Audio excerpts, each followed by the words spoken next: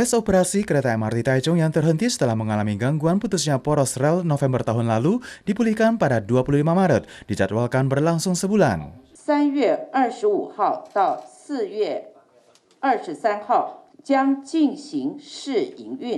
4月25号，中部地区第一条捷运中捷绿线将举行正式的通车营运。 Kepala Departemen Transportasi Taichung menjelaskan bahwa sejak MRT Taichung menjalani 6 kali pemeriksaan secara ketat oleh Dewan Penguji, 18 gerbong kereta juga telah direnovasi ulang, termasuk pemeriksaan bagian onderdil, desain, manufaktur, pembangunan, dan pengoperasian, sekaligus meminta perusahaan dapat memperpanjang masa garansi, pemeriksaan secara berkala, dan pemanduan sistem pemantauan, di mana semua ini berfungsi untuk memastikan keamanan MRT. Masa tes uji MRT Taichung akan berlangsung selama 1 bulan. Pengetesan jadwal dan jalur kereta akan sesuai dengan kondisi pengoperasian di kedepannya, mulai dari pagi pukul 6 hingga pukul 12 malam. Di waktu yang bersamaan juga akan menambah kereta terakhir pada pukul 12.15. Bus penjemput, warga dapat menggunakan tiket elektronik untuk naik MRT.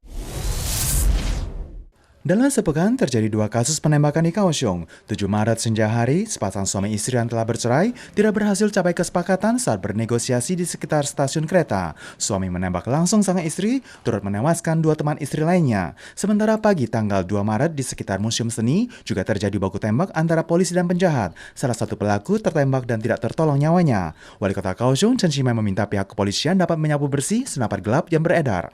Ada wakil rakyat yang menyebutkan jika pada tahun ini di Kaohsiung telah terjadi 17 kasus pidana skala besar, sehingga meragukan keberpihakan sistem pengendalian senapan di Kaohsiung. Ketitipan hukum juga merosot. Tidak hanya Kaohsiung, belakangan ini juga telah terjadi 6 kasus penembakan di Taiwan dalam kurun waktu 1 bulan, dan lokasi kejadian berada di 6 kota besar. Ada legislator yang mengingatkan pemerintah seharusnya memperhatikan kondisi penuaan dalam struktur SDM kepolisian. Seiring dengan larangan impor buah nanas asal Taiwan ke Tiongkok yang memicu perhatian publik, ragam produk pertanian Taiwan sebenarnya telah menghadapi masalah penyelundupan ke Tiongkok sejak lama. Dewan Pertanian mengambil contoh, bibit buah nanas Taiwan nomor 17 yang tidak memiliki hak paten telah diselundupkan dan diproduksi massal di Tiongkok. Selain itu, ragam buah-buahan Taiwan lain yang memiliki hak paten juga telah masuk ke Tiongkok, misalnya srikaya, daun teh, bahkan jambu dan mangga. Pihak COA berterus terang bahwa jika ada orang yang hendak menyelundupkannya ke Tiongkok, sebenarnya sulit untuk tertangkap. 因为它的体积非常小，所以很容易做夹带的动作。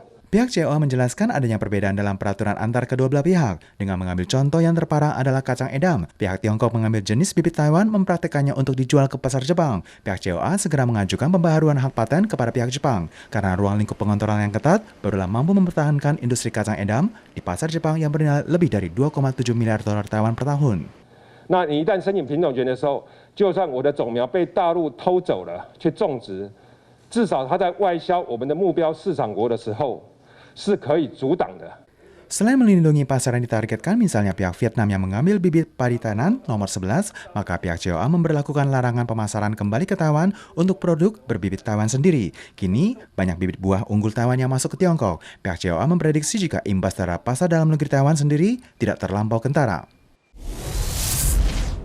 Diklaim berfungsi memulihkan perekonomian dunia dan memudahkan masyarakat untuk melewati batas negara, Tiongkok tanggal 8 Maret meluncurkan aplikasi sertifikat kesehatan perjalanan wisata internasional yang juga disebut sebagai paspor vaksin versi Tiongkok yang mampu mengetahui hasil tes asam nukleat, antibodi, IgG dalam sel darah, kondisi vaksinasi, bahkan dapat dicetak di atas kertas guna memberikan kemudahan pemeriksaan di berbagai negara. Terkait sikap Tiongkok yang hendak membangun sistem saling mengakui data kesehatan, apakah Taiwan juga akan menggunakannya, telah memicu pembahasan. 国际的旅游协会的 IATA 他们也有另外一套标准。那现在中国这边也很有企图心的，有推出了一套他们自己的标准哦。那台湾的部分，我们当然都会在针对目前的各项标准都来做研究了。